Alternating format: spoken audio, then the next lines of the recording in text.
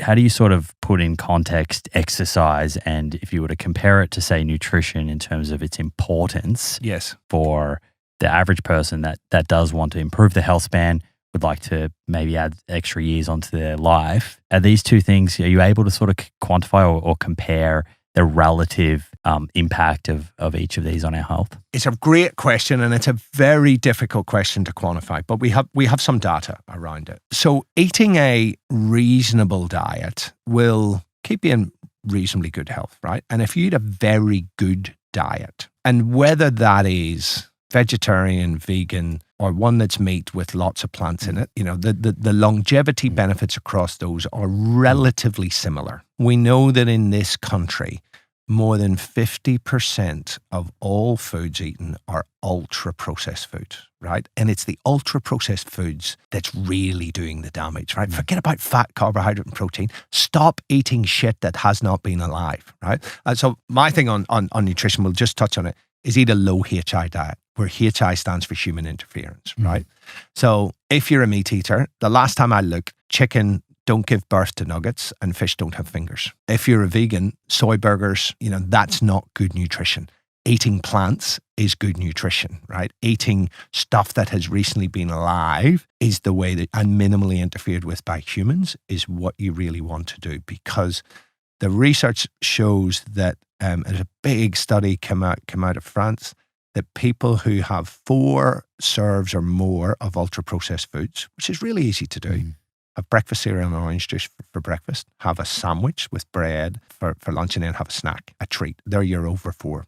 62% increased risk of all-cause mortality versus people who don't eat any, right? That's crazy. Like, you smoke 40 cigarettes a day, that does not increase your risk of all-cause mortality by 62%, right? So to go back to answer your question and the relevance, importance of nutrition and exercise, if you're really bad at both, it will probably decrease your lifespan in equal amounts. But if you're good at both, you get more bang for your buck from exercise, right? As above to eating a reasonable diet and being reasonably healthy or reasonable exercise, right? And there's a big study came out, published in JAMA in 2018, where they had over 220,000 people who had all done treadmill testing. And then they followed these guys up for more than a decade. And they looked at who died and when they died. And they also looked at their risk or whether they had some comorbid diseases as well, right? So here's how it went. So the hazard ratio for death, right? Everything's compared to a 1. So I think if you had heart disease, current heart disease, you had a 1.41 or 1.42 hazard ratio of dying early versus somebody who didn't have heart disease. So a 40% increase. If you have diabetes, it's like a 40% increase, right? And some other diseases were a little bit less. If you were low fitness, low cardiovascular fitness, you had a 500% increased death rate versus those who were elite levels of fitness. And in every increased level of fitness, there was a step change, improved lifespan, right? And what the single biggest impact on your lifespan is having high cardiovascular fitness, cardiorespiratory fitness. Which is measured by VO2? By VO2 max, yeah. Right. If someone hasn't heard of that before, or maybe they have heard of it, but they've never had someone just simply define what does that mean? Yeah. It is your maximal oxygen uptake, right? So it's the maximum amount of oxygen that you can take into your system and use and utilize, right? And another way of looking at it is METs, metabolic equivalent. So if we're just sitting around, it's 1 MET will burn 1 calorie per kilogram, right, per minute. And then as you do more and more intense exercise or you get fitter, you have higher levels of METs. So METs and VO2 are used interchangeably.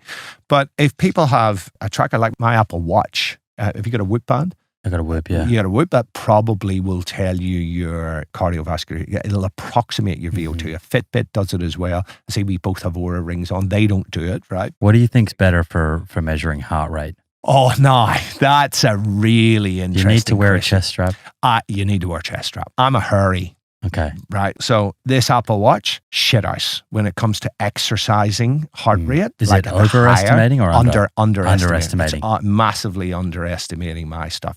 I think to get really good heart rate data, you need to have a heart rate monitor on. Now, that's just me, and it may be because I've got a hairy wrist. So if you're looking at your Apple Watch, it's underestimating compared to a chest strap. It's underestimating. By how much? Like 10, 15%? At least 10%. I've kind of looked when I'm sitting in the sauna comparing the Apple Watch and the Oura Ring as well. And what I need to do is get my chest strap on, right? Yeah. And do it because the chest strap gives you the true. Same thing happened to me. So I was doing, calculating my sort of zone 2 off of the Whoop. Yes. And I just felt like when I was in zone 2, I felt like I'm actually, I think my heart rate's higher here. I think I'm actually might be pushing out of zone 2 here. Yeah.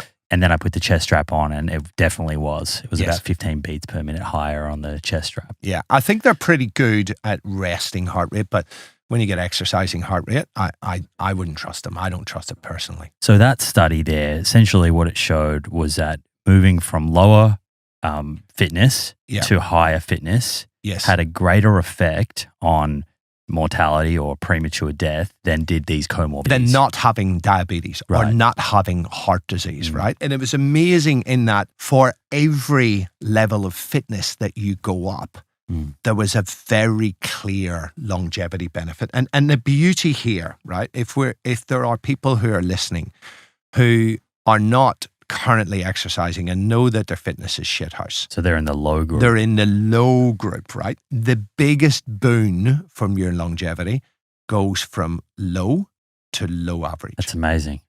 And that's awesome. And then if you go from low average to above average, like that's massive. And going from low to above average, which is absolutely attainable for everybody who's listening. That has a dramatic impact on your longevity. And this, for me, is the beautiful message that we should be going.